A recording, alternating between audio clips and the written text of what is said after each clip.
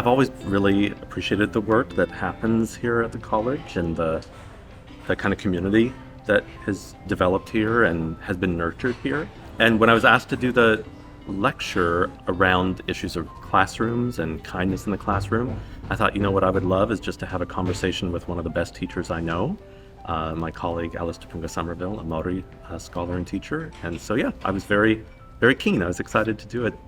Well, I think there's a lot of cruelty that is resurgent. I think there's always been cruelty in our societies, obviously, but I think it's become empowered and resurgent lately. And I think, especially for folks who are learning to be teachers or who want to teach in various contexts, I think it's good to be reminded what the pedagogical role of kindness can be, and to not conflate that with weakness and to not conflate that with ease, but to think about it as a really important and necessary aspect of good teaching, but also of good learning. And I think we need more of that. I think we need more listening, we need more gentleness, we need more care in our communications. I think the main inspiration for this event was an article that Daniel Heath, Justice, wrote. I think it was published in the Walrus magazine on what it means to teach and to participate in education, especially during these times, during this pandemic, which is still not over, and which has disrupted our lives in so many ways, and yet has also drawn attention to the ways in which so many lives have been disrupted for so long because of deep social and structural inequalities.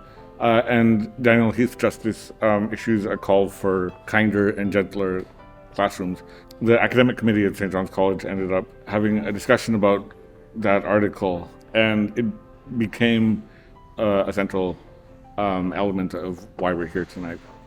I've probably taught at quite a few universities in different countries, and I think that often we find ourselves grappling with some of the same issues and possibilities. And I think particularly where we're at the pandemic at the moment, people are still trying to think through how we create classrooms and teaching opportunities for students that are that are like safe, but not so safe that nothing useful happens. Yeah. Daniel and I were asked to recommend some dishes that might be, relevant to us in terms of our respective backgrounds. And so for me as a Māori person, I thought about various ingredients, different kinds of kai or food that matter to us. And I ended up proposing the kumara, which is what we call a sweet potato, and ika or fish. They have metaphoric meaning for us, both of them standing for knowledge, where I come from, but also they connect us to the broader Pacific region that we're a part of. Well, I think a kinder classroom is going to be one where people are charitable to one another, where they're going to listen to one another, respect each other's diverse viewpoints, and try to create things together. And I think that we do that all the time already over dinner here. I always say I've learned more from my fellow residents here over dinner than I ever have in a classroom. And that doesn't mean I don't think that classrooms can't catch up. But I think there's work to do. So I think it's good to have this conversation here because we've already been doing some version of this, even if it's not a formal classroom setting. For a very long time, Indigenous voices have been missing from these conversations, and they have not been given the rightful seats as folks who are the original guardians of these lands. And so I think this is definitely a right move, and I'm glad to see that St. John's is taking the lead to include Indigenous voices. I think part of the solution to making education more equitable is to allow people to bring themselves into the classroom and to value lived experiences, because those are what make us who we are, and together is what makes us more curious as individuals and as a university. I think I would want to talk about the very concept of bringing kindness into a classroom. I think that is something that's important, especially at this time, after 2.5 years of being in this strange virtual world. Like a lot of the students who enter UBC without ever setting foot in the university. So I feel like a lot of students this time, dealing with the transition back to kind of being in person, being with each other. And what does that mean when you're physically there with other people within the classroom? So you bring that kindness and care about each other into the teaching. I think that is very important, and I really appreciate Dr.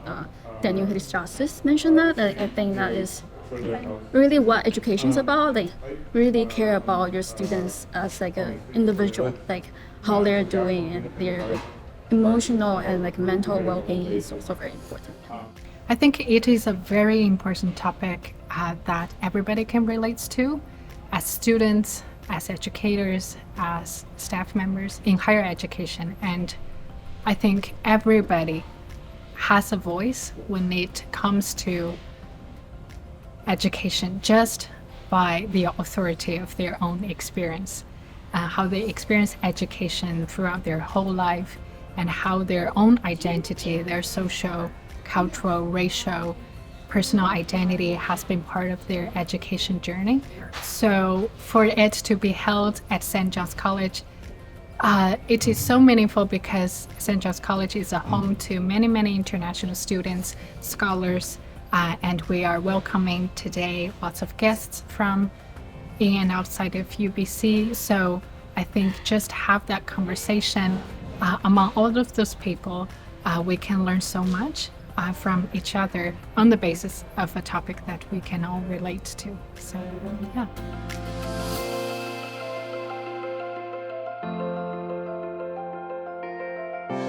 Hi, everyone. Thank you so much for being here. I'm Henry Yu, the principal of St. John's College, and it's a real joy to just stand up here with people out there, sitting next to each other, and just coming together over food. So first, I just want to thank all of you for taking the time tonight to come to the world around our table. That's our motto here at St. John's College.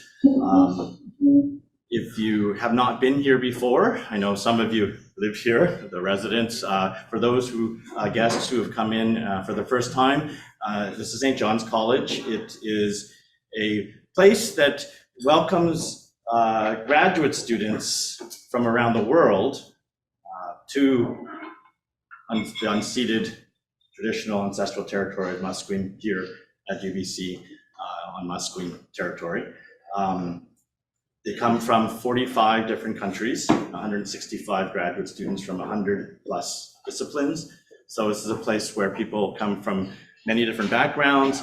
If there's a flag up, someone identifies with that flag who's lived here. The flags aren't all United Nations recognized countries. You'll see some that are places that have been colonized or conquered. The Sakha Republic there is an area near the east side of what the United Nations thinks of as Russia. Others, we have pride flags, we have flags of whatever form of identity someone wants recognized here in a flag. So that, I think, hopefully shares a little bit about what the place means, that we come together to share over food.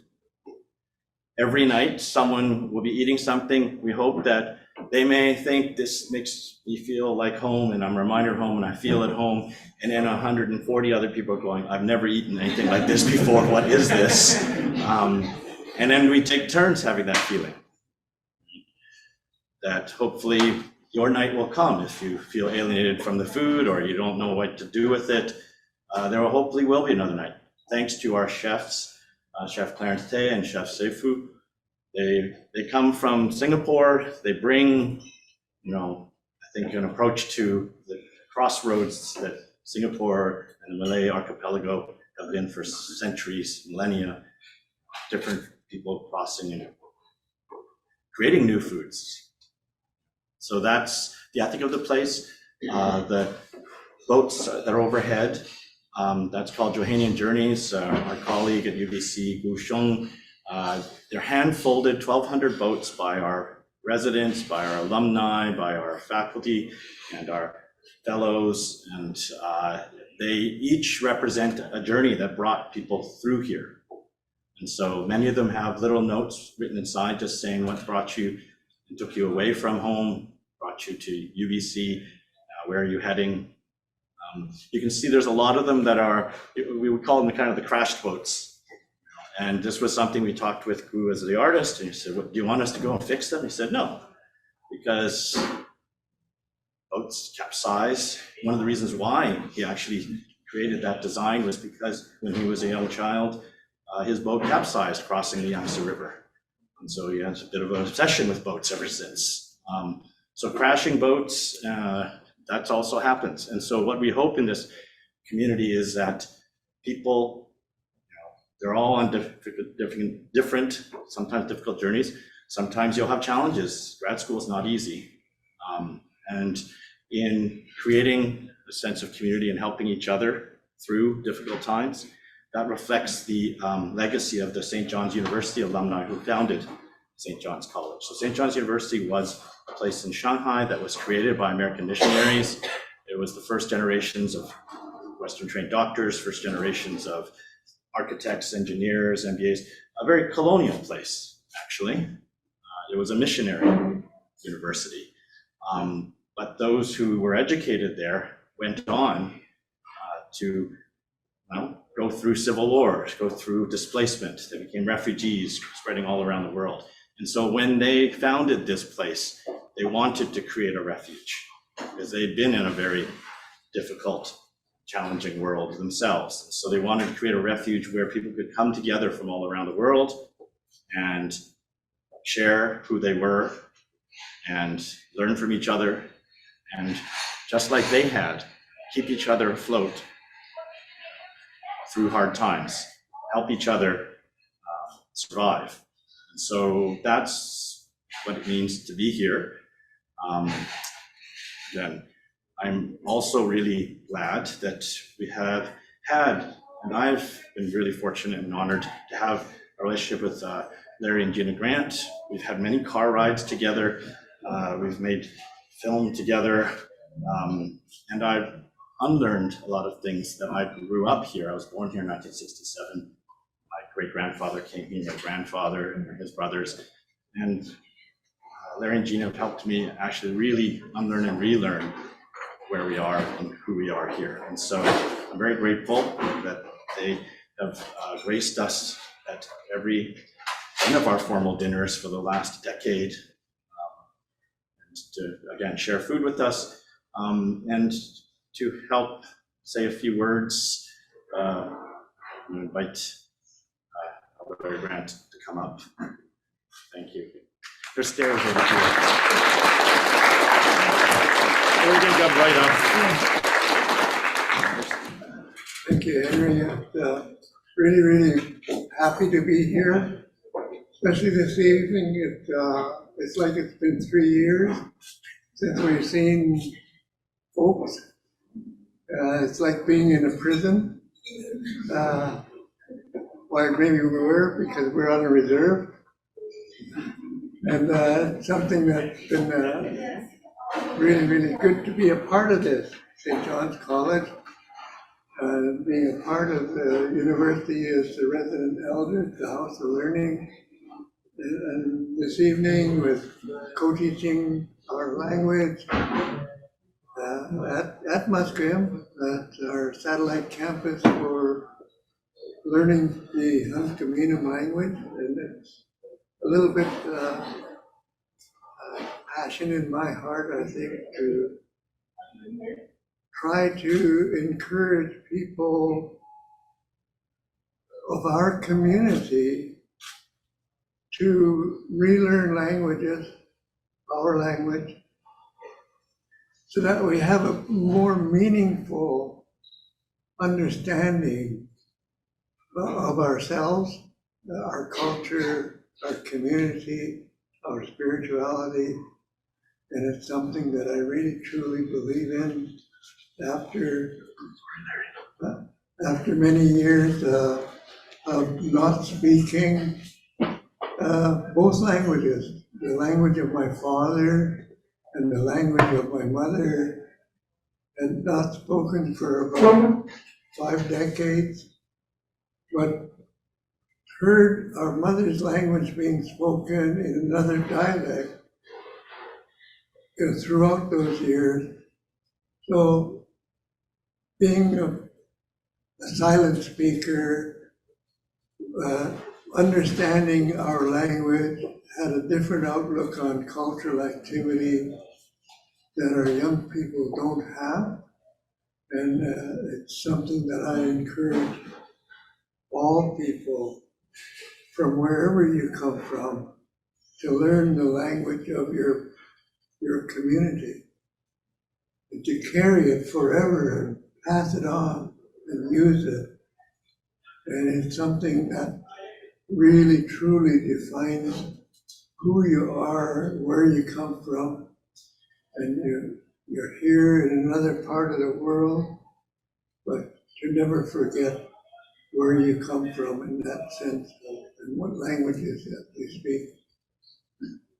And it was truly something, I know Henry spoke of, we've been on trips together, made that film together, all our father's relations, but to actually step into the community of where my father was a child, and my grandfather was a child, his father was a child, in that community, that little cluster of houses there in Simun village in China.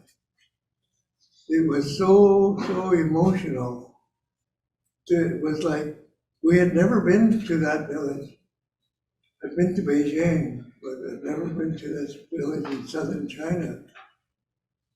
And the very, very, very first thing that entered my mind was, wow, I'm home. I've come home. And it's something that never gave any real thought to, that it was there.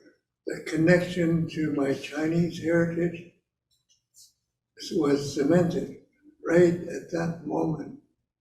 And that's part of why I encourage young people, doesn't matter where you're from, what language it is, what culture activity you do it in your mother tongue and keep it alive and explain to other people, very much like in here. All the different nationalities that were here under the different flags, you begin to understand each other more as human beings when you get to talk and understand each other. So it really, really, truly is something that I hope that we're able to revive our language for the future of our children, understanding who they are as the first people of this land, the people that have lived here for thousands and thousands and thousands of years before colonial intervention happened and changed the history of our people, so that we have a better understanding of all the contributions our people have given into creating this country that is now called Canada.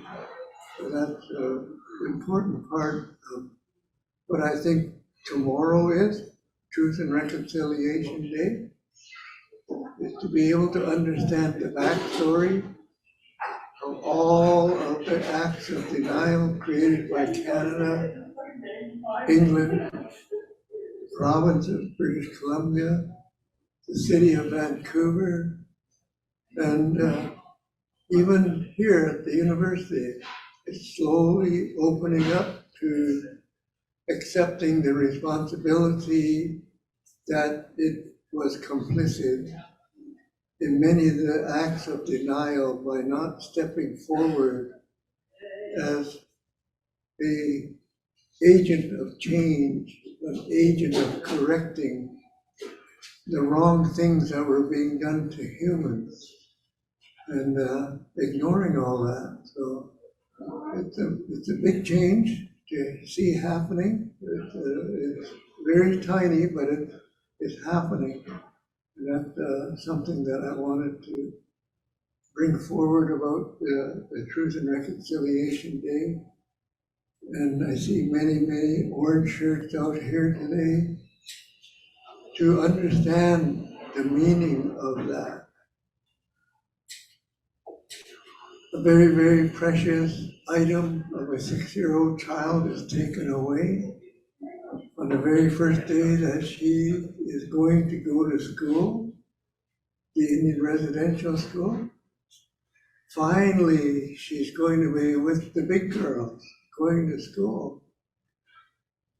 And then she becomes devastated because the nun that takes her shirt after they enter the building and go through that examination, and that orange shirt, a prized possession of a 6-year-old child, the very first day of school, going to be with the big kids, is devastated. And this led to the creation of Orange Shirt Day. And it was beginning to honor Phyllis Webstad, but it also there to honor all of the children that didn't make it home. And all of the missing and murdered women that are missing. And for me, it's a dedication to what I call the walking dead, the survivors that made it through the years they spent in the residential school, but were completely brainwashed, browbeaten, to the point where they didn't know who they belonged to, where they belonged to, or where they could go, and become wanderers with no understanding of why they have nothing that they can connect to. And I believe that, for me, that really, truly the whole spectrum of Orange Shirt Day. So I want to say thank you all that are wearing orange shirts today. I really, truly appreciate that. Saya Konaskui, Tinitan Masman. Clark, Sessionas, Kripalana, Pimoto, was Helixto, the Quinas, Emic Netten, which were eat, the songs from a Christmas. The Equinasuenas, Kripalana, set us something need as well. It's a taller, it's Helixto, like the Ellis, thank you very much.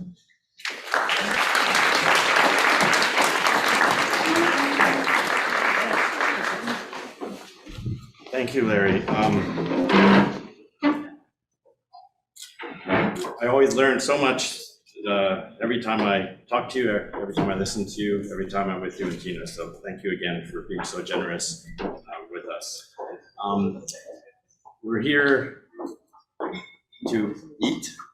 So I'm going to be between you and eating for a little bit longer. I'm going to invite some of our residents and students who have helped program tonight, who have helped dream this up, who were the ones who approached Professor Daniel Justice and Professor Alice Punga Somerville about teaching and thinking in messy times. And that's a very appropriate segue from, I think, the difficult times that we still are in.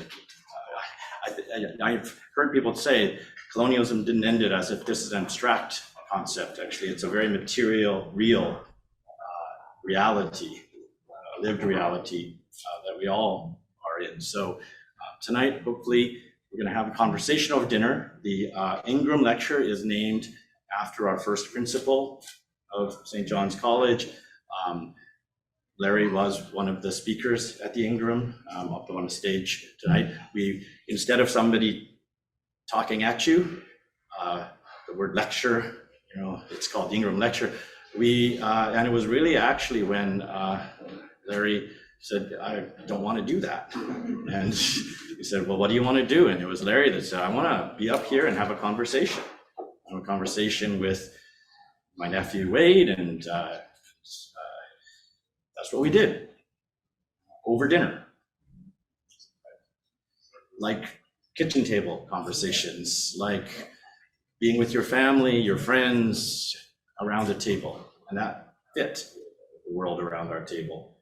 So thank you, Larry, for also creating this model or template of how you should share food together and talk about it, and talk about sometimes difficult and deep things, sometimes silly and stupid things.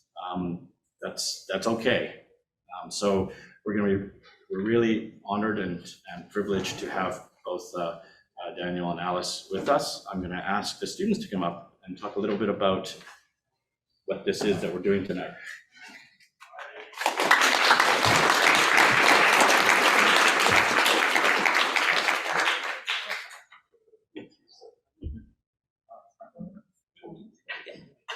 Hello, everybody. Excuse the chatter up here. So I'm Juno. I am a member of the academic committee. We just put, we've been planning this event for a year now. So it's really nice to see it all come together, and just how many people. Am I coming through clear? Okay. The loud voice sometimes comes in handy. We're both members of the academic committee. I guess you should introduce yourself. Hi everyone, my name is Shinka. I'm also a member on the academic committee, and I have been part of the planning committee. I'm very excited to be here today to co-hosting the event with the staff at HGC, and also with my co-MC Stefan and Juno. Stefan, do you want to say? Sure, thanks. Just to check with everyone, how's the sound? Okay, thanks.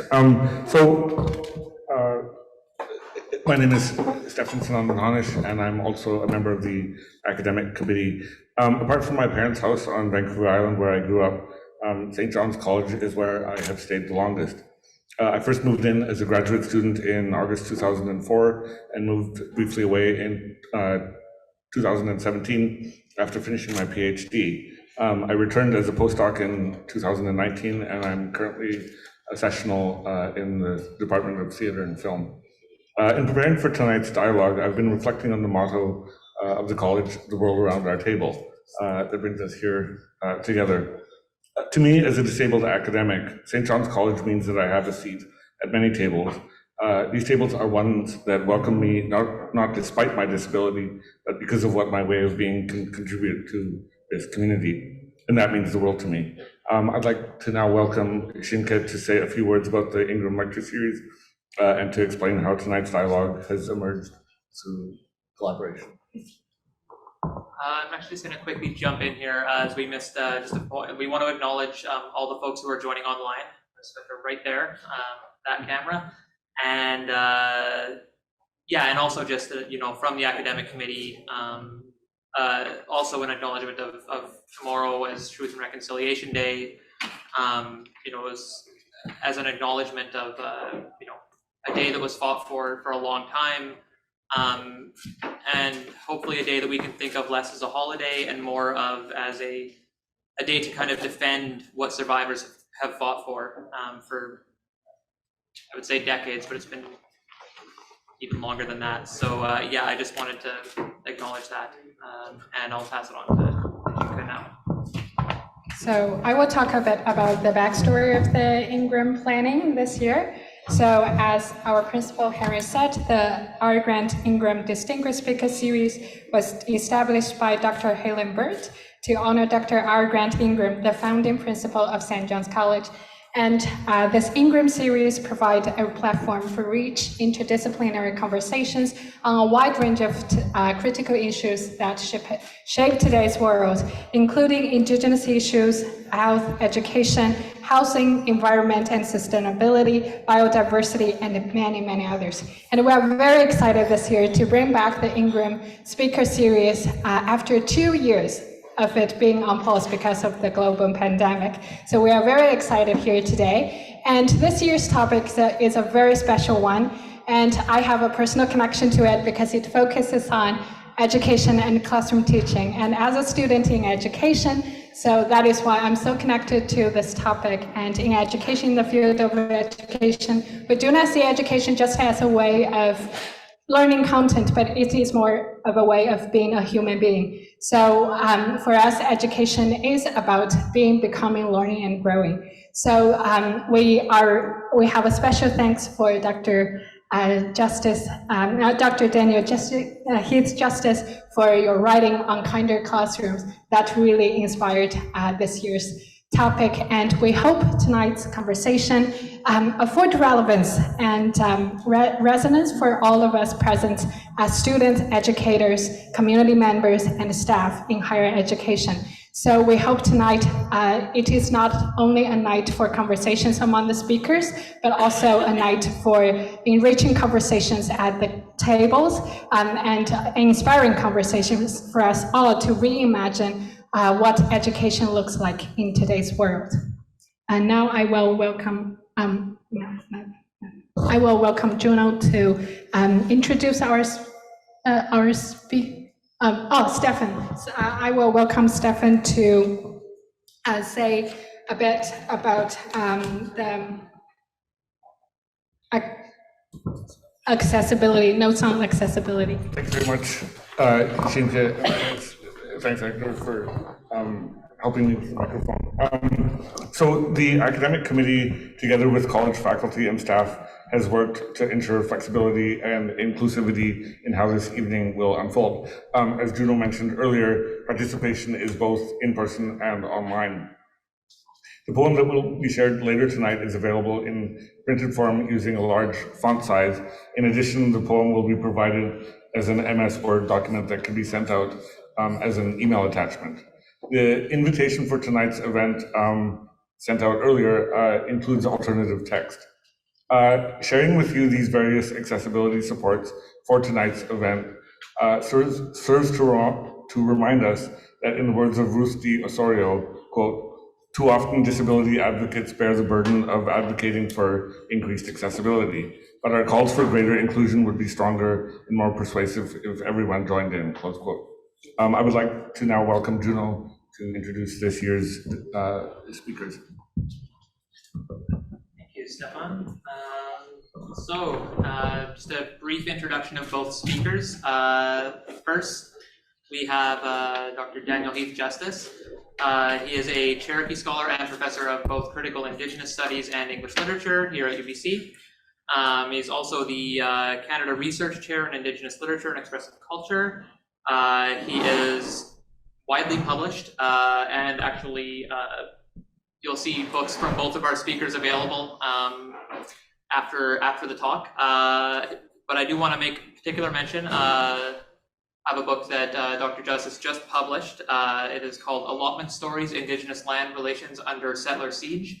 That was published this year. And as well, of course, as Jinka mentioned, he wrote an article in 2017 for The Walrus entitled "Demanding Kinder Classrooms Doesn't Make You a Snowflake," which inspired the whole theme of the talk tonight. And then we have Dr. Alice Punga Somerville, a Māori scholar, poet, and like Daniel, a professor of Indigenous Studies and English Literature at UBC. And also widely published. There are definitely some resonances here, like the conversation there's gonna be so much. Anyways, also recently published a book, in this case a book of poems, called Always Italicized, How to Write While Colonized. And I also believe that, Dr. Deponia Somerville's work on Indigenous networks feels especially appropriate for tonight. You know, the idea of putting unique ideas and perspectives together in order to see what possibilities can be generated. So and I guess this is a last note, I've personally heard both of our speakers adamantly and repeatedly singing each other's praises, and for good reason. They're two of the greatest teachers I've ever had the pleasure of learning from. And it's an equal pleasure to introduce both of them to you tonight, so that we can all continue to learn from them. And with that, I would like to invite both speakers up to share the design and intention for tonight's menu.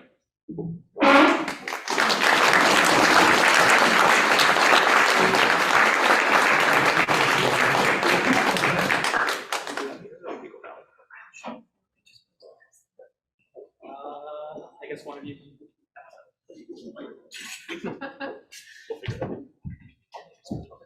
You guys can get started. Oh, wow. It's good to see so many awesome people out here. I have to say, I actually got quite emotional with the welcome. 3 years. Didn't expect that, sorry. Gina has nourished so many of us for so long, Larry as well, but I have eaten Gina's food many, many times. And it's been a long time since I've had her salmon and bannock. So it means a lot to me. This is a very nourishing experience already. I was not expecting this at all, but hopefully it's gonna be not crying the whole time. But when we were talking about gathering at table and food, we really wanted to bring something of our own in terms of food to this table in Musqueam territory, understanding that we are still visitors here, and all of the complexity of inviting people to a table that is also on other people's lands, and have always had such an experience of generosity, but also what that generosity means and the reciprocity that comes from that. So the foods that I wanted to share today, and thank you to the chefs for bringing this amazing feast together, and to all the organizers. 2 foods from Cherokee tradition, corn, selu, our mother, and pork, which is brought by Europeans but has become ours. Hog fries are a big thing in Oklahoma. But that aspect of Indigenous food and food that has become ours, that the tension and complexity of those 2 things coming together was important. I think that says something about what it is to gather at table, and you know, these are complex places. So I'll talk a little bit more about that in the discussion, but that's those are the 2 foods that I brought. Tēnā koutou, he uri tēnei o te atiawa me taranaki. E me tēnei kia korua, kia koutou, nā mana wenua o te wenua nei, ngā kaumātua no ngā te Musqueam, e koro, e kui, a tēnā kōrua. It's my privilege and pleasure to be here. I'm from Aotearoa. My husband is Indigenous Fijian, and they have a saying in Fiji that, you know, when you arrive somewhere, for quite a while, your feet are still wet. And my feet are still wet here. I just moved here with my family in February this year. And so I'm perhaps one of the most recent latecomers to this table. Very grateful to be here, but also very mindful of my wet feet. So I'll contribute what small things I can, but I'm also learning a great deal about what it means to be here on the beautiful Musqueam whenua next to the moana here.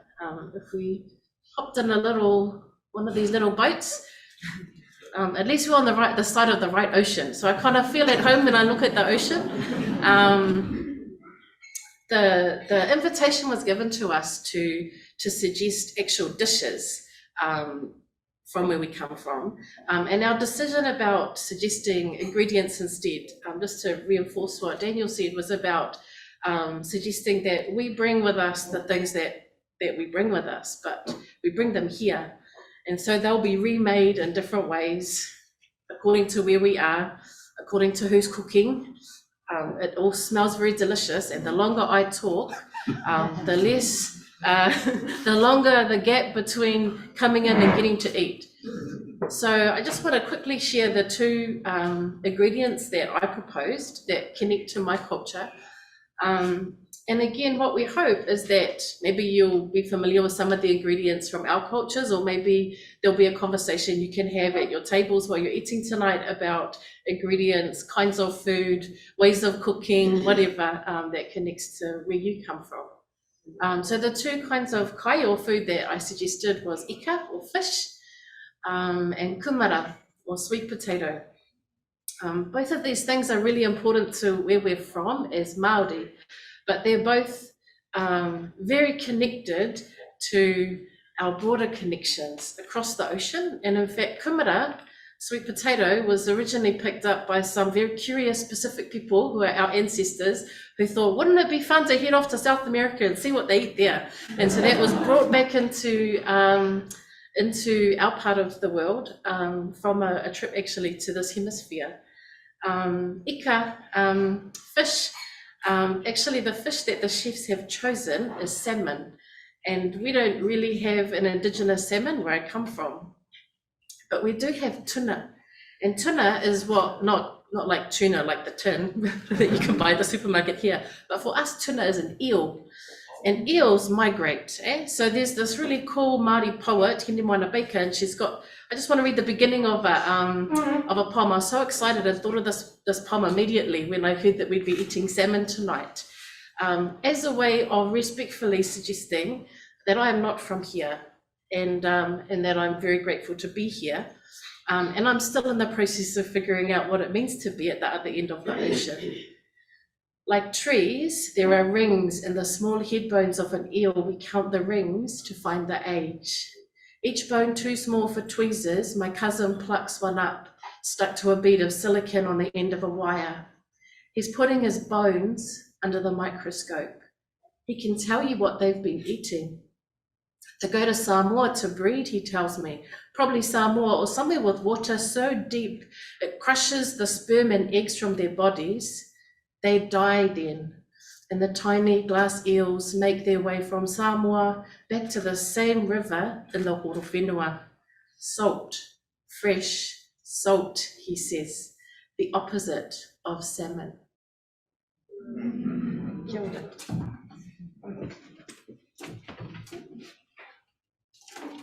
The stage doesn't want to let me go, but we're going to let you eat now.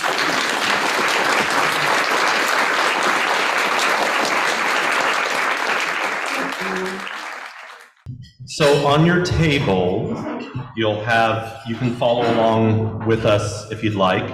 We have a poem that anchors the discussion today, Perhaps the World Ends Here, by Muskoka poet Joy Harjo, former poet laureate of the United States. 3 times. One of the surprising effects of COVID. Absolutely. The world begins at a kitchen table. No matter what, we must eat to live. The gifts of earth are brought and prepared, set on the table. So it's been since creation, and it will go on. We chase chickens or dogs away from it. Babies teethe at the corners. They scrape their knees under it. It's here that children are given instructions on what it means to be human. We make men at it, we make women. At this table, we gossip, recall enemies and the ghosts of lovers. Our dreams drink coffee with us as they put their arms around our children. They laugh with us at our poor falling down selves, and as we put ourselves back together once again at the table. This table has been a house in the rain, an umbrella in the sun. Wars have begun and ended at this table. It's a place to hide in the shadow of terror, a place to celebrate the terrible victory. We have given birth on this table and have prepared our parents for burial here. At this table, we sing with joy, with sorrow. We pray of suffering and remorse. We give thanks. Perhaps the world will end at the kitchen table, while we are laughing and crying, eating of the last sweet bite.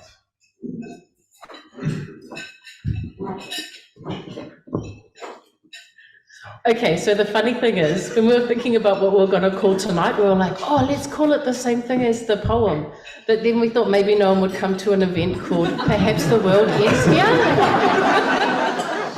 Less inviting than you might think. So to kick off with another kind of start than the end of the world, we thought we might start with Daniel talking a bit about the, what was mentioned around kind of the genesis of this event tonight. So the messy times theme was important to us, thinking about how we come together in teaching and learning in times that are very unsettled, that are very messy, that are very painful, knowing that we have a lot of educators in this room, a lot of current teachers, a lot of future teachers. We have everybody here as a learner.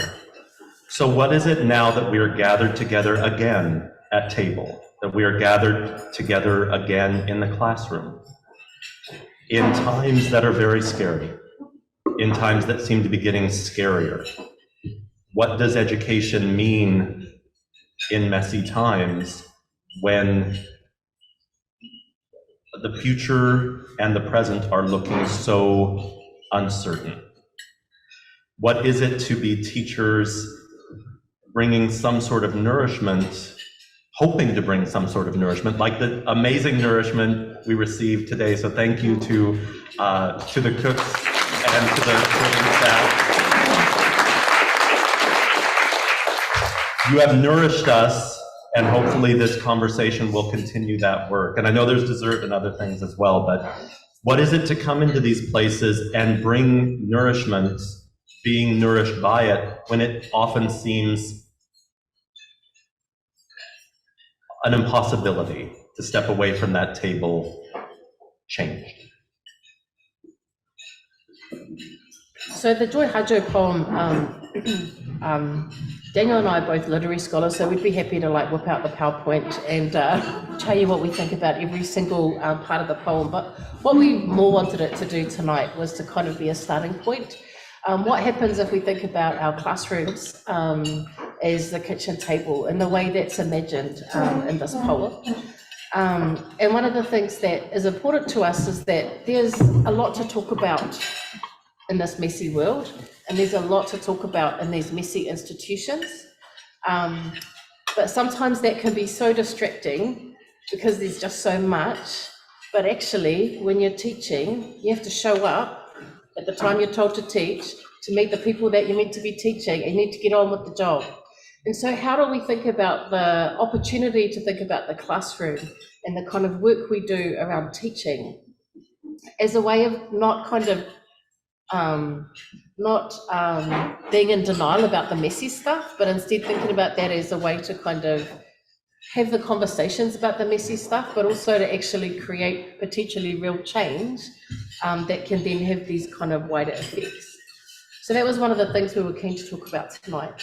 But one of the other things that we were both very keen about was not going like, congratulations, you have all had the opportunity to listen to us, and we're really amazing teachers. And if you play your cards right, you might get to be a little bit like us. Like, that's not what this is about at all. And in fact, we were kind of, we were having a coffee before we came, and we were saying like, we could actually spend the entire time talking about our missteps and our teaching disasters. When students have ended in tears, we've ended in tears.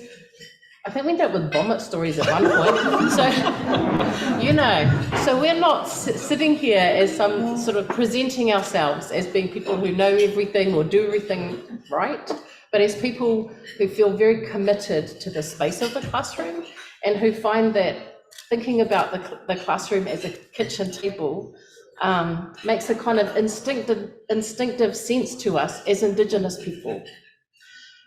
And part of that is the vulnerability of coming together with a shared purpose, with, with a meal, with ideas, with texts, and understanding that everybody comes with different vulnerabilities to that space. And thinking about how do we create or work to create spaces where everyone feels like they have a place at that table, understanding that every table has boundaries and every table has edges, and thinking very hard about how we make these spaces inclusive, but also thinking about where our inclusivity might fall short, and what we can do to always be shifting table, and how the times affect that, but also all of us who are present in those moments change that as well. And I've really appreciated the conversations around this, because I haven't thought about my teaching in the same way for a while. And I think back to when I was a beginning teacher and how terrified I was that I was going to destroy people's lives by assigning the wrong book.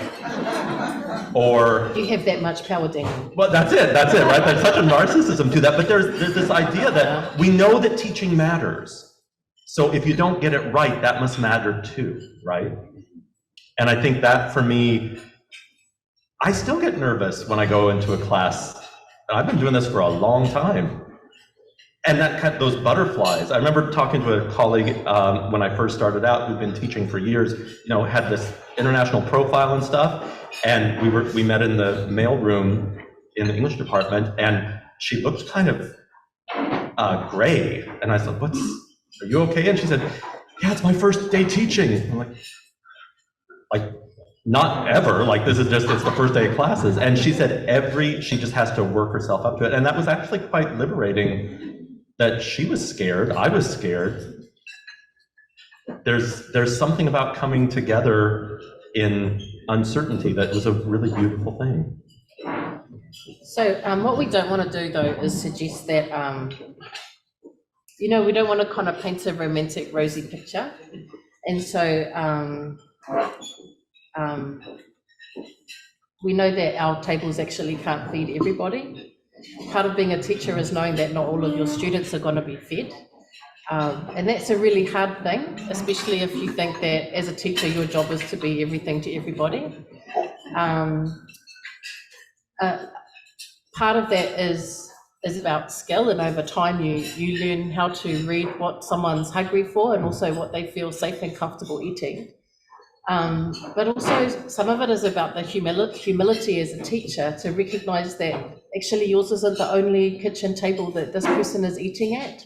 And maybe what's more important is you direct them to the right table for them. Not like in a cop-out sense, like, oh, this is a too hard basket, I'll send them up the corridor. But instead understanding that no one space is everything, right? No one classroom is everything. So one of the things that we were kind of talking about in preparation for this was thinking about, we want our students to feel safe. We want our students to feel comfortable. But the things that we teach are not safe or comfortable. So if we're doing it right, actually, everyone isn't sitting there smiling at each other the whole time. People are going through emotional journeys connected to how they connect to the topics that we're talking about, as well as maybe where we're having those conversations and how we're having them. So I don't think either of us holds as a kind of high value that everyone's smiling all the time and kind of skips down the corridor at the end of the lesson. So then how do we find that balance between wanting to make it a safe space, but actually also a learning space? And if we're balancing the safety or comfort of different people in the classroom, how is it that we think about whose safety or comfort am I prioritizing here, right? For me, as an Indigenous teacher, I prioritize Indigenous students no matter who's in my classroom, right? That's just my choice. Now you might be like, that's so bad. She hates all the non-Indigenous students. It's not about that. It's about they're my barometer, right? I actually want them to be fed, because when I work at a university, and this is the context in which I teach, I know at most tables, no one will be noticing if they're eating or not. So at my table, they're the ones I'm cooking for. But the cool thing about what I teach with Indigenous literatures and Indigenous studies is I also have confidence that if I'm cooking and preparing for Indigenous students, I have confidence, I believe that will have really good nourishment for other students. But they may feel less like things are tailored for them. They may not feel like they're at the center of the classroom. And that may be very shocking news for some people who have never had that experience before, but I'm not going to sacrifice the Indigenous students in the classroom. Having said that, I'm also not going to meet the needs of all the Indigenous students in any classroom for a whole lot of different reasons. But those are the ones that I care about first. When I'm preparing what we're going to eat, when I'm setting my tablecloth, when I'm getting the plates out and the knives and forks, polishing off the cups, or the house that I live in, seeing if we have enough cups that my 5-year-old hasn't broken, that we can have one for everyone, while I'm getting things prepared for the classroom, those are actually the students that I'm thinking of first. Yeah, not because they're the only students, but because I believe when I think about them first, there's a really positive flow-on effect. But actually, I'm okay with someone going away hungry from my table who is very well nourished at most other tables that they eat at the university. Yeah. And thinking along those lines, the article that Juno talked about, the piece I did for the Walrus, thinking very much about kindness, but also thinking about what kindness means in colonial institutions and what the limits of kindness are always inevitably going to be. And thinking about how kindness is necessary, but is kindness transformative in spaces that are really violent, even in their attempts to be more equitable. There's a tension there that we want these places to be spaces where our students feel supported and cared for, but we also, when they leave our table, we also have to be attentive to the world they're going into outside of our classroom. And I think also that issue of who gets centered, I think for both of us, there's a big difference between cooking primarily for Indigenous students and presuming that non-Indigenous students are going to be left to the side. I mean, centering doesn't mean that there's that it's going to be a hierarchy of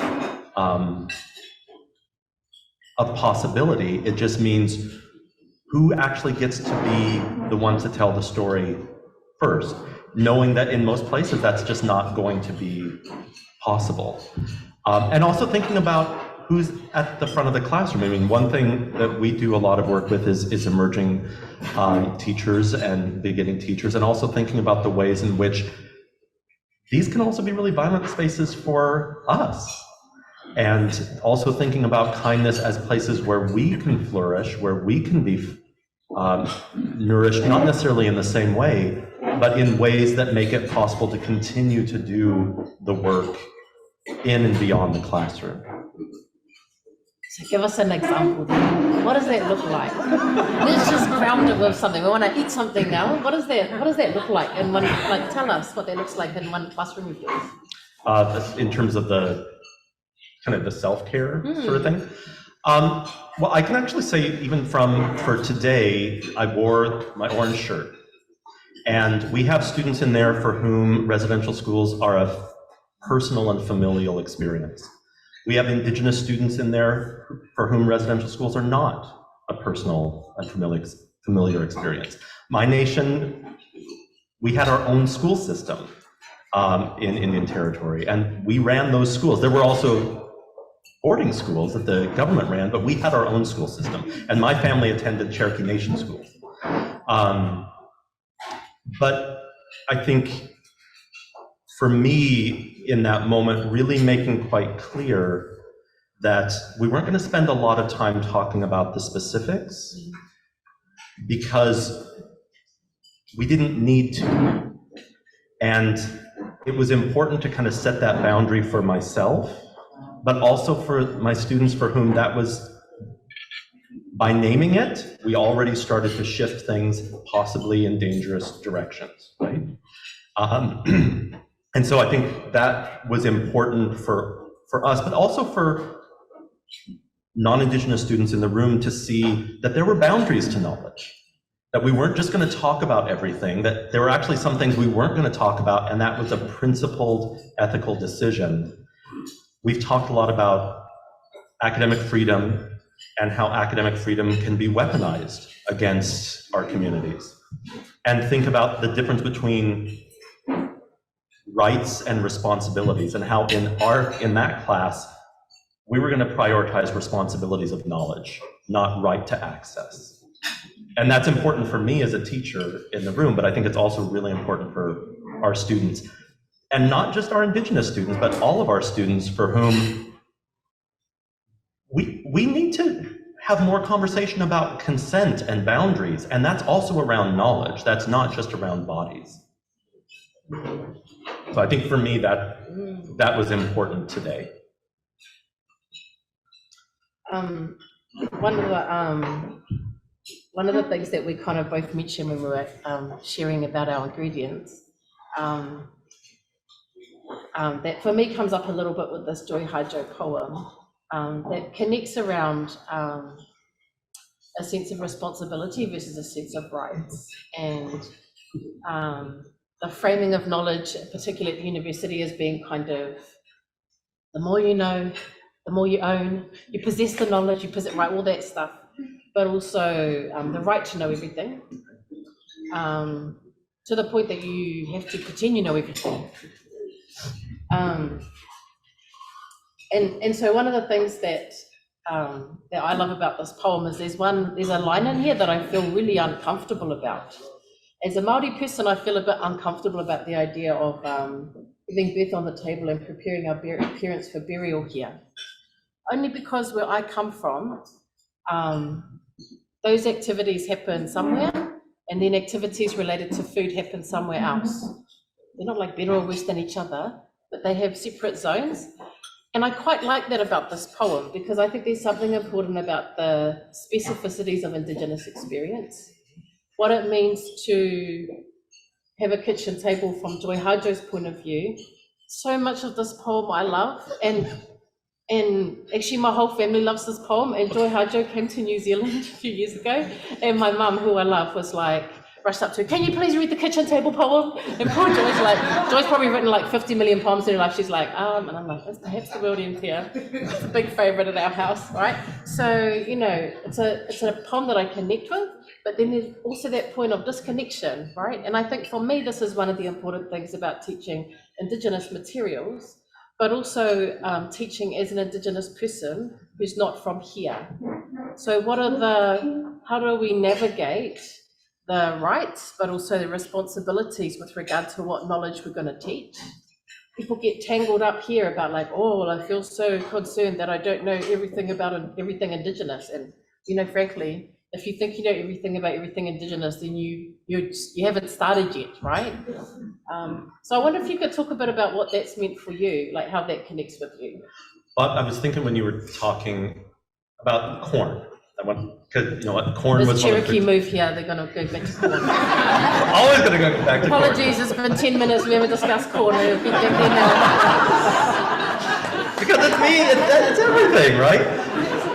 But one of the reasons I wanted to have it here, and also it's one of the things I talk about corn and Dolly Parton. Yes, I know.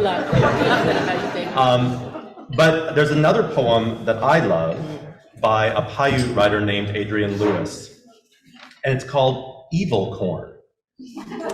And what's interesting, so corn, our first woman is Corn Woman, is Selu, and we have really important stories about her, but we also know that corn is a poison globally. Corn syrup, ethanol, corn has been so disfigured and so tormented and so deformed by capitalism that it is now not just about nurturing people's lives and keeping people alive, it's actually killing people all over the world.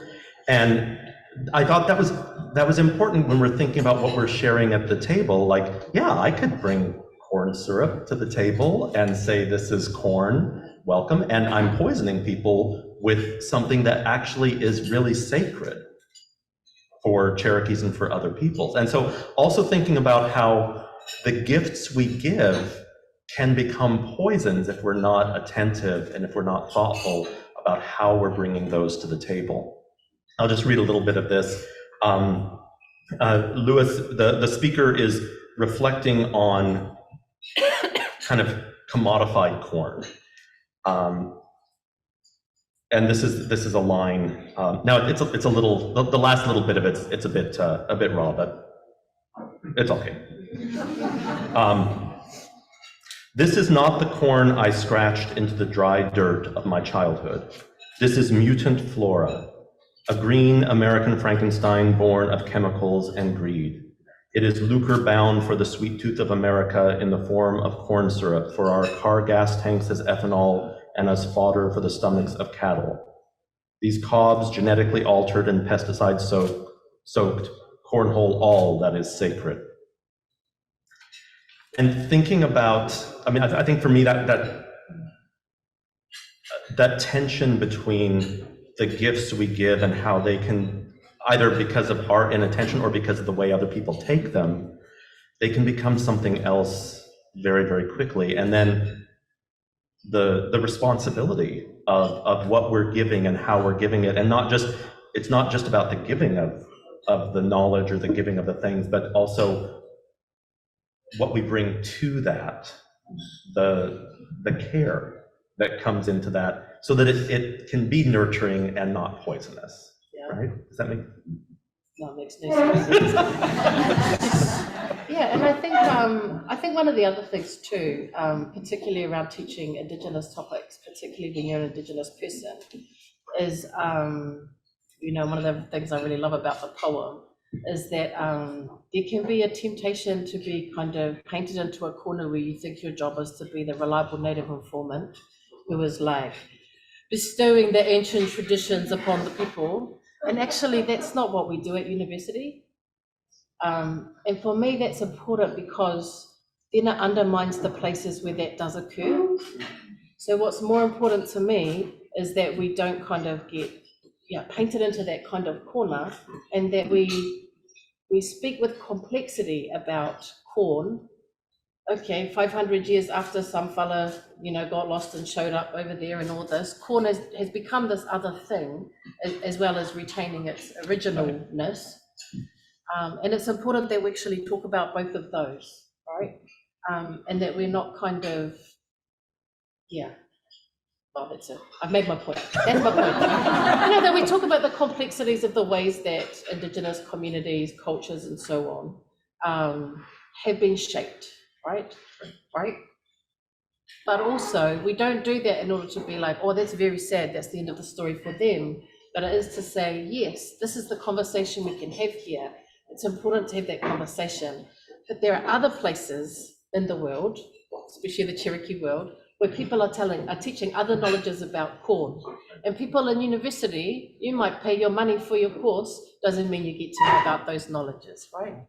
Now, it's up to individual teachers then to make the decision about how much we choose to share of the things that we bring to us, other than what we learned doing the PhD reading we did or didn't do, So it's, and I think for me, part of this and connecting to this idea of the kitchen table and taking care of ourselves as well as our students is not placing ourselves in a position where we have to perform a kind of trauma or to make ourselves vulnerable in ways that actually I don't think is helpful for anybody, and may mean that we're no longer able to actually continue to serve at the table, right? Right.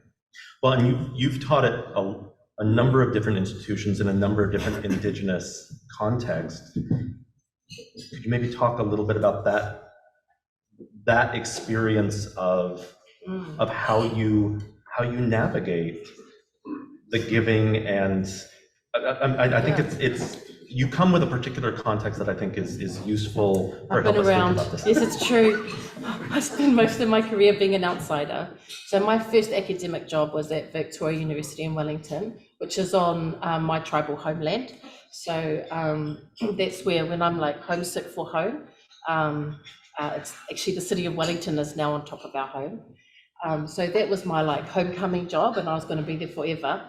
Anyway, it turns out forever was a short time, and after 7 years, I, for different reasons that have to do with the usual stuff around these colonial institutions, I ended up heading out and actually haven't taught at home since then. I've taught in other Indigenous places, and I've also taught elsewhere in New Zealand to a place that is lovely, but to which I'm not tribally connected.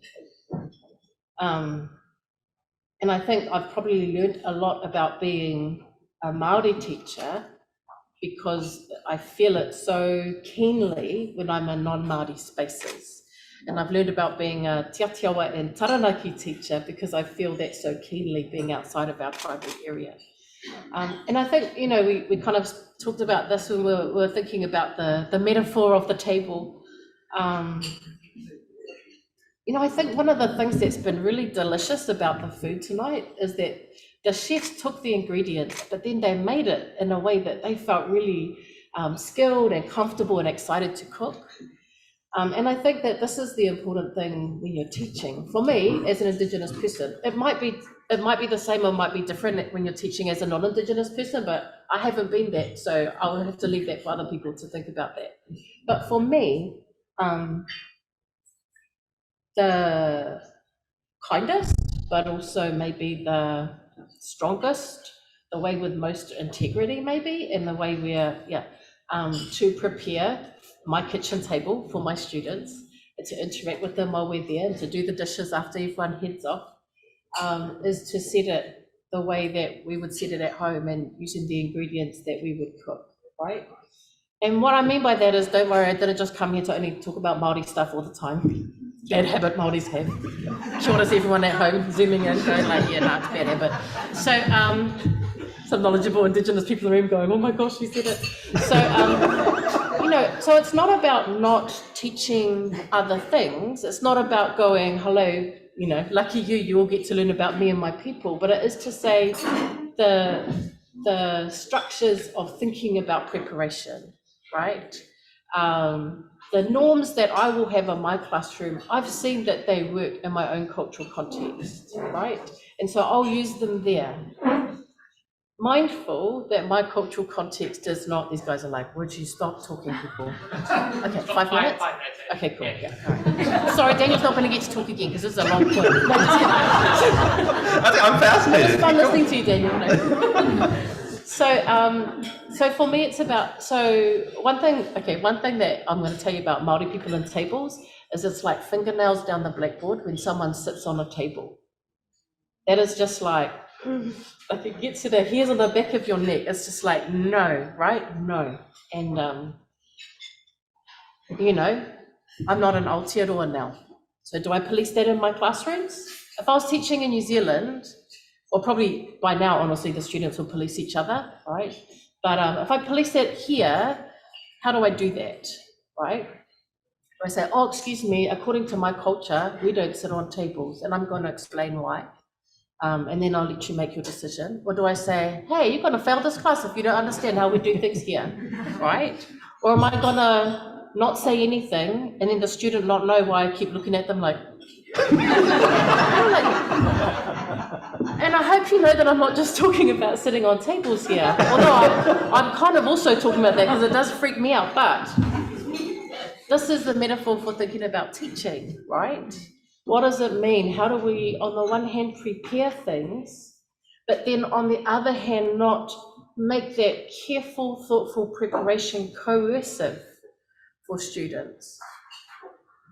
Well, and on that note, I was thinking, one thing I used to do in my classes at the end of each year was we would have a course feast, which for me was a really important thing, right? We all bring a food that's meaningful to us, and we share it together. And theoretically, that sounds beautiful.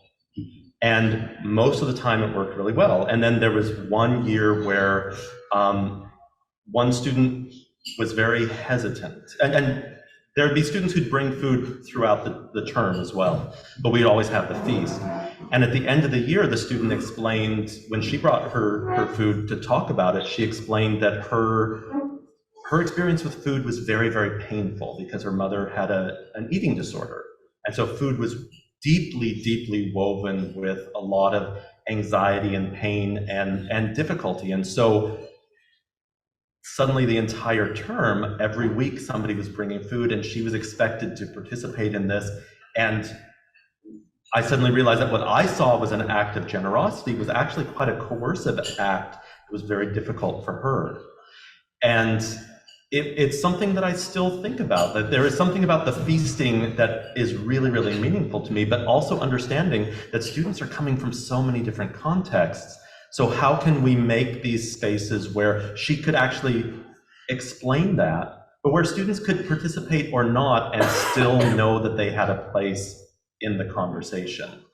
And I sat with that for a long time because I didn't really know what to do, because it was so, a feast was what we were supposed to do. And I didn't know what to do if we didn't feast. And now we do different kinds of things, but I think back to how generous she was in sharing that, but how I had actually kind of judged her not eating during the term as her not wanting to be part of the table, not realizing that she was as much part of the table as she could possibly be. We just weren't seeing it. I just wasn't seeing it. I'm not going to implicate the other students in that. And so kind of thinking about, she was there every week. She was participating, but there were certain things that she couldn't do because she didn't need to. I think this is where sometimes we can confuse hospitality with trying to make everything go the way that we plan, right? And the thing about having someone to your house to eat is you don't actually know how it's going to go. So you prep as much as you can, you clean your house, sometimes successfully, sometimes less so. Back to the 5-year-old. But these guys are like, would you stop it? We've got questions. But it's about that sense of, thank you. It's that sense of being okay with sitting in the place of, I don't know what to do, or I feel whatever. But actually, when you're the teacher, also recognizing that you also have a responsibility to be hospitable, to take care of people. And that's part of the messiness, but that's also, I think, part of the learning that we all have is it's not always going to go the way we want. But if we can create conditions for shared learning, we might actually get someplace. We've got some questions from our studio audience at home. I'm going to read the 3 questions so you know what the 3 questions are. They're all from someone who's listening called Anonymous. Thank you, Anonymous, for sending your questions. I'll read them all and then you can jump off on whichever one you want to start with. Does that sound good? Yep. So as Indigenous scholars, there's a lot of criticism of the Academy. What's the power in working in the university? How can we indigenize the university? That's one. That's quite an easy one. We'll just deal with that. One line. No, just kidding. The second question is, how can the priority of inclusive learning be communicated to those focused on education as a means to an end, the end being a job? And then another one, this one's from Anonymous. What is an example of inclusivity falling short in your classrooms? There's a lot of examples there. Okay, we've got a lot of others. Thank you, Anonymous, for all your questions. We'll just Yeah, I was just gonna say for the record, when you scroll, there are tons of them. There's millions. So maybe just pick out a favorite or something. Okay, thank you, Anonymous, for all your questions. We appreciate them. Which one do you want to jump off with? I think they're all good. I think the first one. I've never done this before. Oh, wow. This is why we're not on the panel called Use of Technology in Teaching. What is the power of working in the university, and how can we indigenize the university? I'm more dubious about the second question. Not because I believe that there's anything wrong with trying to make these places better, but I think the university is so implicated in colonial structures that I think we have to make these places better for our people and for all people. But I think we run the risk of not strengthening our own educational structures and spaces if we work with an exclusive focus. I think there's lots we can do here, but I think we also have to be focusing on our own communities and on our own nations and our own families. But I think one of the values of these kinds of spaces is right here. We're coming together with shared purpose from very different perspectives, and where do we get that opportunity? Even in institutions that are so much about a product, like get the degree, you can get the job, you can become a good capital subject, and then get in debt and whatever, and die. That went great. This is the perhaps the world ends here part of the talk. But I think I actually came back to my nation through university, because I grew up with a lot of shame about where we were from.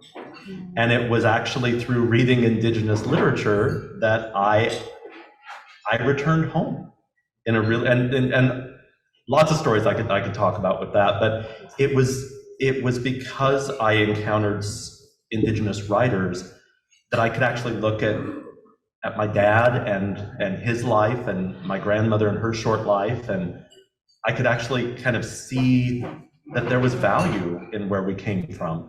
And I couldn't see that until I came to university for all kinds of complicated racist reasons, right?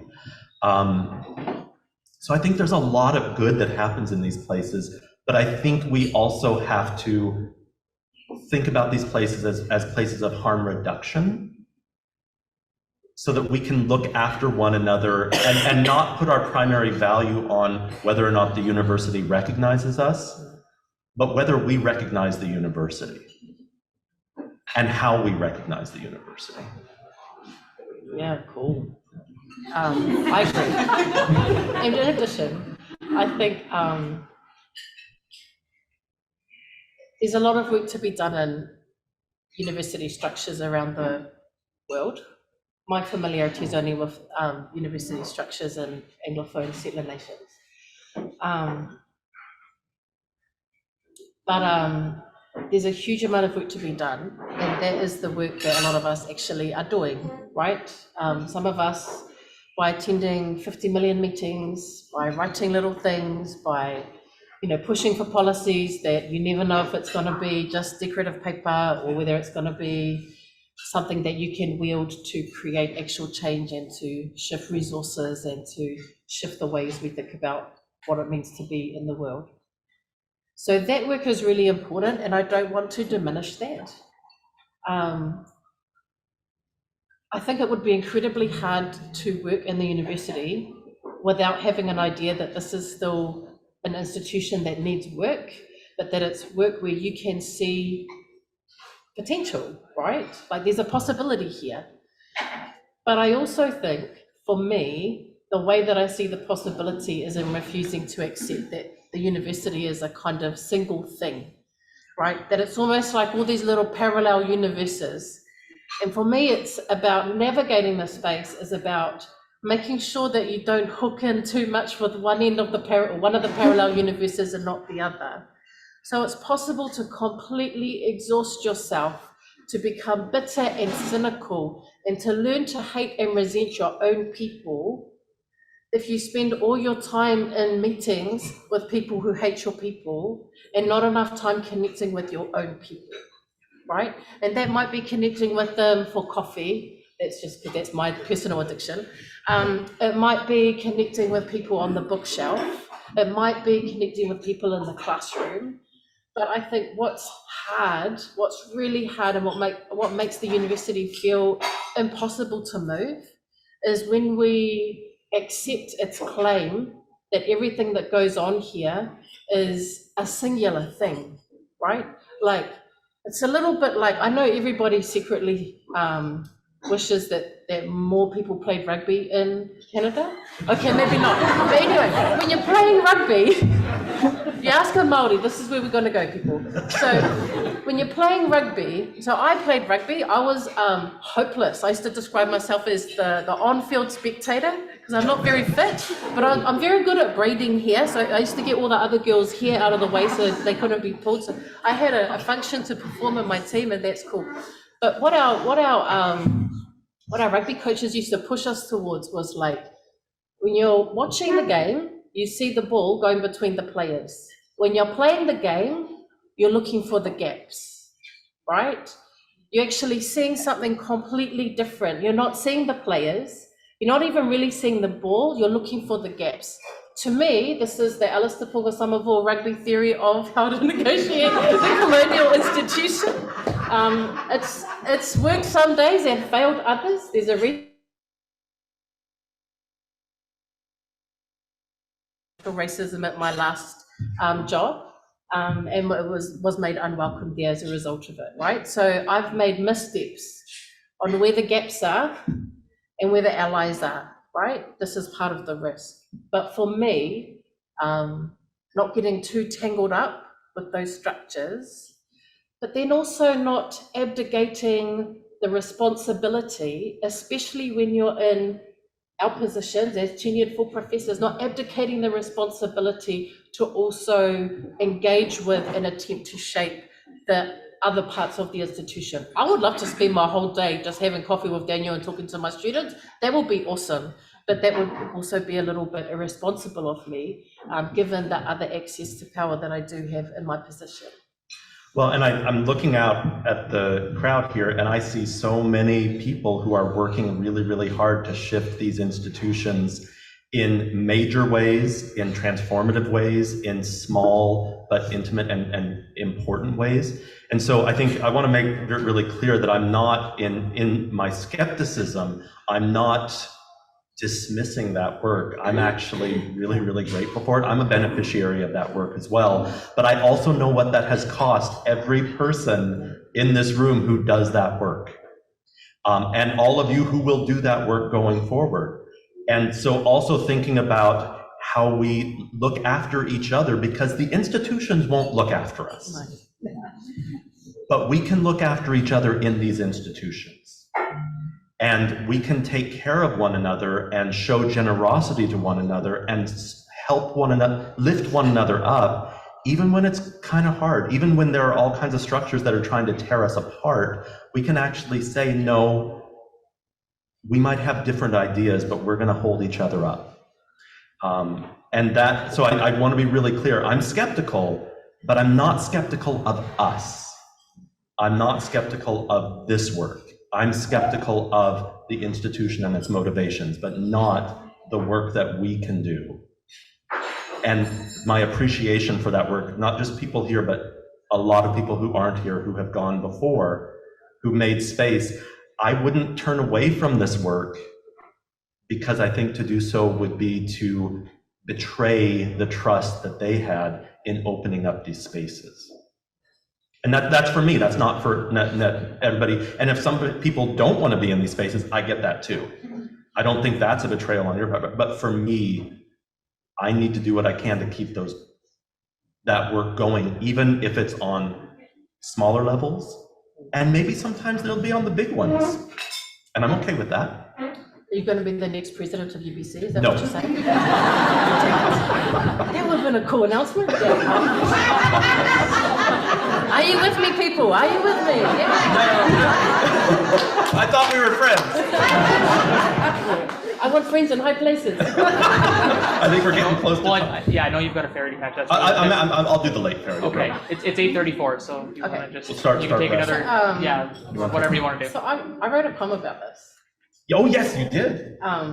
Yes. At risk of sounding like product placement for a recent publication. But I got to say, I read this book, I read this poem, and this is the reason to be here. Yeah. He's only saying that because I'm in the room. And I said it on Instagram too. that's true, which I'm on. And one of the reasons that I thought of this poem is because of what Daniel mentioned about the people who have done the work and who are no longer here. And I want to acknowledge that the cost is very high. And And it's very exciting, but I think that this is something that our generation still hasn't figured out. And for those of you who feel like you're in the next generation of scholars, please do a better job of this than us. Yeah. I was challenged by people in the generation up from us, like, please do a better job than us, and I don't think we have. Yeah. I think we've done some stuff. Okay, don't worry, this isn't my retirement lecture, it's not over. You know, but I think the taking care of ourselves, and maybe pushing too hard and giving too much. So there's two important Indigenous women scholars who have different connections to Fiji, Teresia Tewa and Tracy Maniwinua, and they both passed away from cancer at a fairly young age in 2017. They're both incredible thinkers in both of their own rights. That both of their stars fell within months of each other brought a lot home to a lot of us who work in the region and actually internationally. So I was sitting in a panel which was kind of honouring them, their lives and their work. And while I was sitting in the panel, my daughter at that time was 8 months old, so I was also trying to keep her entertained. And so in the business of keeping her entertained and watching these beautiful tributes being shared by their colleagues, I wrote this poem, which is called An Indigenous Woman Scholar's Prayer. May I grow old enough to be forgotten. May my questions become passé. May my bibliographies become outdated. May my theories be superseded. May I be obsolete. Can't do this without crying. May I teach students who teach students who teach students. May I meet these younger thinkers at conferences. May I read and cite their work. May I watch them stand more stably than I could ever have dreamed. May I sit in committee meetings where young colleagues raise new challenges because the old ones have finally been put to rest. May I watch the old guard quietly move on, but more than this, may I live long enough to be part of an old guard who younger scholars wish would retire. May I get to retire. May I see scores of Indigenous scholars write hundreds of Indigenous books that ask thousands of Indigenous questions. May I meet Indigenous vice-chancellors, presidents, professors, and deans. May they not all be men. May I lie on a future deathbed and look back with regrets related to work rather than regrets related to family. May my passing be unshocking, not early, not unexpected. May I run out of ideas before I run out of time.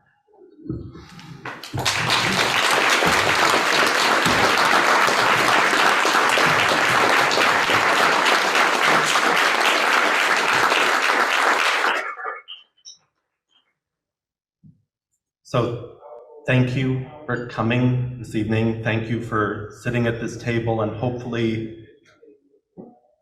this carries forward. Thank you, Alice, for everything. It's nice to sit at table with you again.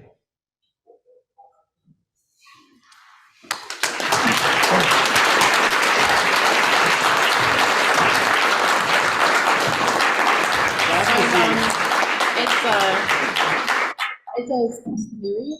I'm not going to sing. That is customary, but I'm not going to sing. I don't think there's any Māoris here to tell me off about that, but you'll all be pleased I'm not going to sing. But I would like to offer the final thanks to the kaumātua from Ngāti Musqueam for coming to be here today, and for the extended members of the Musqueam whānau for being here today. And the final thanks goes to the people who have nourished us tonight, the ringawera, the cooks in the kitchen. Ringawera means hot hands, the people whose hard work has enabled us to sit together. And so our final thanks goes to the kitchen, for without that, there's none of this.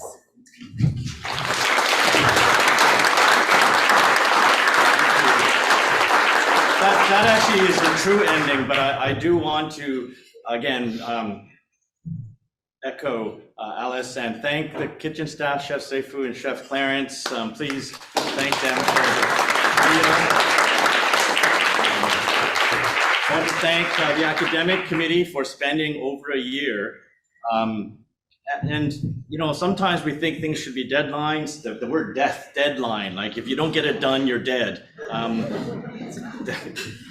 Instead of taking the time to do it right, which I, again, thank you for taking the time to do it right. And tonight, I think, is the evidence of that. So thank you to the academic committee, the students and residents at St. John's who put this together.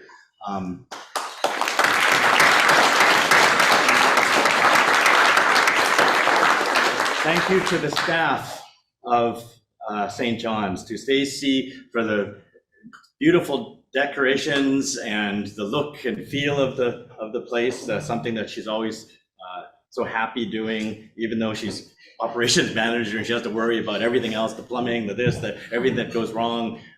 Thank you for also beautifully decorating our tables. Thank you to Joanna for, again, being the organizing influence in my life for so long, to make sure that things get done on time and keeping me managing up, they say, or just managing chaos. So thank you, Joanna. Thank you, Jenny, for all the work you've put in managing our students, managing our projects. Again, some wonderful people. Edgar, our assistant principal, who's just always giving of himself. He spent 8 years here doing his PhD. Sorry. He spent some years doing his PhD, the right amount of years. There's no deadlines. He did it the right way at the right time and completed his dissertation. And then has, again, so generously stayed on to keep the community. Those who just arrived, during the pandemic, we stayed open. And Edgar very selflessly made sure that he was the leader and organizer of students who volunteered to bring food to those who were quarantined, to feed each other. Again, when I talked about St. John's and the spirit of St. John's, of making sure that you lift each other up in times of need, you reach out when you see someone who needs a hand. I think Edgar exemplified that during a very, very difficult 2.5 years for our residents. So thank you to Edgar. One of those students that Jenny manages is Kai. Thank you for filming tonight, taking your time off. He's now an alumni, but Kai is one of our wonderful filmmakers who will turn this into something that we can watch and share. So thank you, Kai. Again, a thank you to all of you for coming. And then thanks to Daniel and Alice for gathering us all around the table tonight to use metaphor so powerfully to have us think about difficult subjects and difficult issues and dilemmas that many of us have. That kitchen table, I think of Jordan Wilson is here, and the wonderful curation he did over at MOA of Cessnon exhibit, which was really, to me, around that kitchen table, that very powerful symbol of coming together. So thank you, Jordan, for also being here today with us. And we're gonna thank, I know that you need to get to a ferry, so I'm gonna keep, we wanted to thank you with something that is for us for years now as a metaphor of gathering around the table. I'm going to unwrap this, sorry. And, my mother said, never open a gift in front of the person who gave it to you. It's like, that's terrible. It's like, you're supposed to go away and then, I'm going to open it. This is a bowl. It's That sounds stupid. It's like, this is a bowl. Okay. Every kind of teaching that, don't think that they don't know anything. This is a bowl. By the way, those of you who have no idea, this is a bowl. This is a bowl, but this bowl symbolizes, you know, they're a bowl that means that they can always come back to this table. That with this bowl, you don't actually have to physically bring it. So I hope they don't come back and go, here's the bowl, can you feed me? But it is, if you come back, you know, this bowl is always going to be here to be filled, to hopefully nourish you just in the way that you have nourished us with your ideas, your discussion, your provocations. In China, we would, there's a term, the iron rice bowl, like you can't break the thing. Right? And that's a way of saying, you know, it means you'll always be fed. And so it's not iron, so please don't drop it. It is a ceramic bowl, but hopefully, you know, this will also be a reminder that you are always welcome anytime. Just let us know if you want to put something together. You know, this our mission moving forward is going to be bringing people together to make the world better. How is it going to be better? It's defined by the people who gather at the table and their decisions about what would be better. And so anytime you would like, anytime you think there's a set of people who need to come together in a very difficult place, this is a colonial place. And St. John's, the saint, there's a lot of baggage around even the name and the presence in China of a missionary Christian university, you know, as part of the colonial incursions into China. So we've got a lot of challenges. And so I'm so glad that you also talked about those head on as part of teaching, as part of our mission here. So the bowls, we hope that you will come back with them metaphorically. You don't have to bring anything, but we hope you bring yourselves and come. Thank you so much. Thank you.